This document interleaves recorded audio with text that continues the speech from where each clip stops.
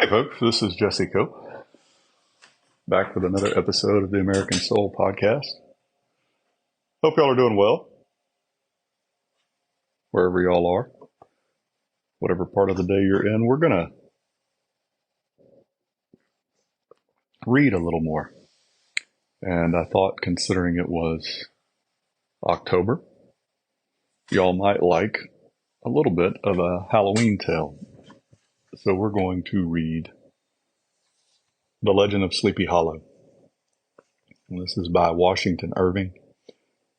And it was first published, I think, as a serial, as a series of stories.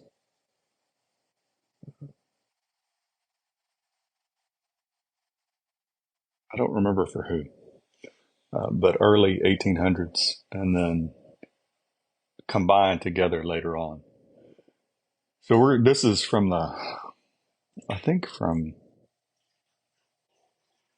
it's from a revised edition, but at any rate, we'll get into it.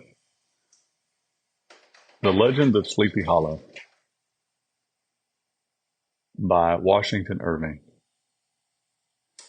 Found among the papers of the late Diedrich Knickerbocker.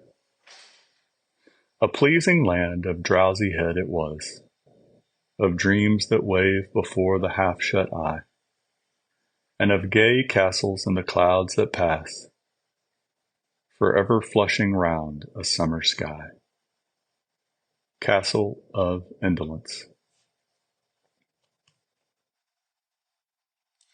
On the bosom of one of those spacious coves which indent the eastern shore of the Hudson, at that broad expansion of the river, denominated by the ancient Dutch navigators the Tappan Zee,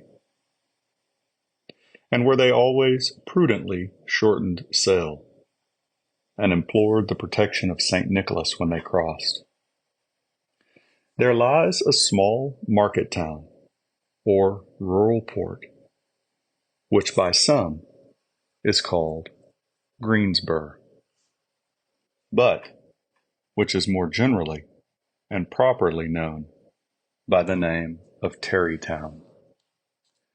This name was given, we are told, in former days, by the good housewives of the adjacent country, from the inveterate propensity of their husbands to linger about the village tavern on market days. Be that as it may, I do not vouch for the fact, but merely advert to it, for the sake of being precise and authentic. Not far from this village, perhaps about 2 miles, there is a little valley, or rather lap of land, among high hills, which is one of the quietest places in the whole world. A small brook glides through it, with just murmur enough to lull one to repose, and the occasional whistle of a quail or tapping of a woodpecker is almost the only sound that ever breaks in upon the uniform tranquility. I recollect that, when a stripling, my first exploit in squirrel shooting was in a grove of tall walnut trees that shades one side of the valley.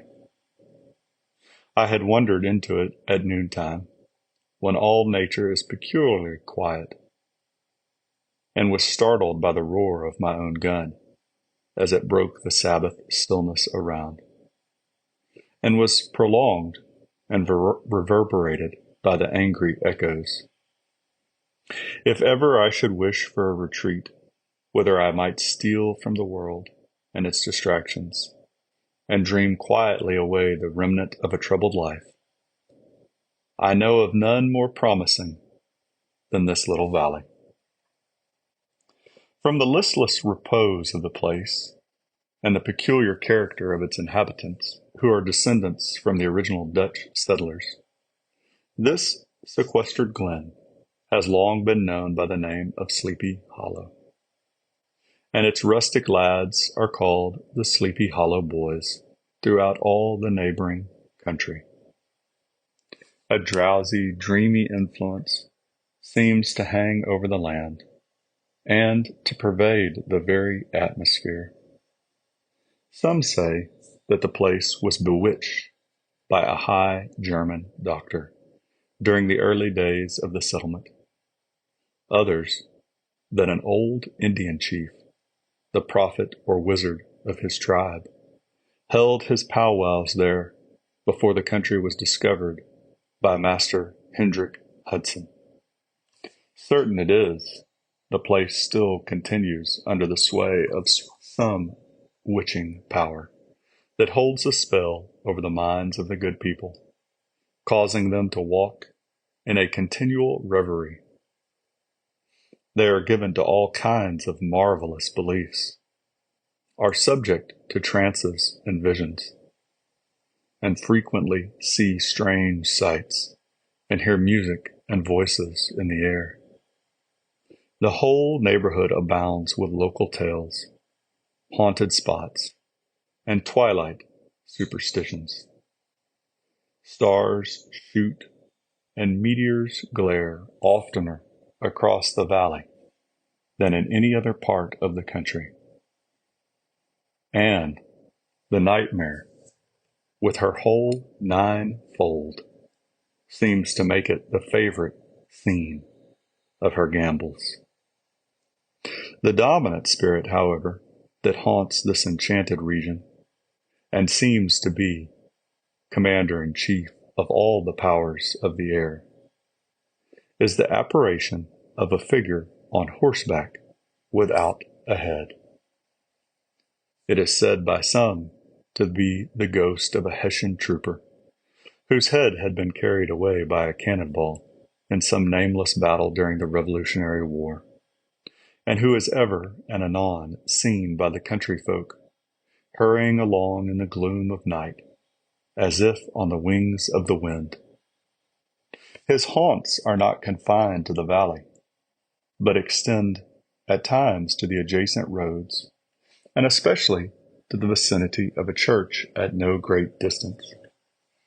Indeed, certain of the most authentic historians of those parts, who have been careful in collecting and collating the floating facts concerning this spectre, allege that the body of the trooper having been buried in the churchyard, the ghost rides forth to the scene of battle in nightly quest of his head, and that the rushing speed with which he sometimes passes along the hollow, like a midnight blast, is owing to his being belated and in a hurry to get back to the churchyard before daybreak. Such is the general purport of this legendary superstition, which has furnished materials for many a wild story in that region of shadows, and the spectre is known at all the country firesides by the name of the headless horseman of Sleepy Hollow.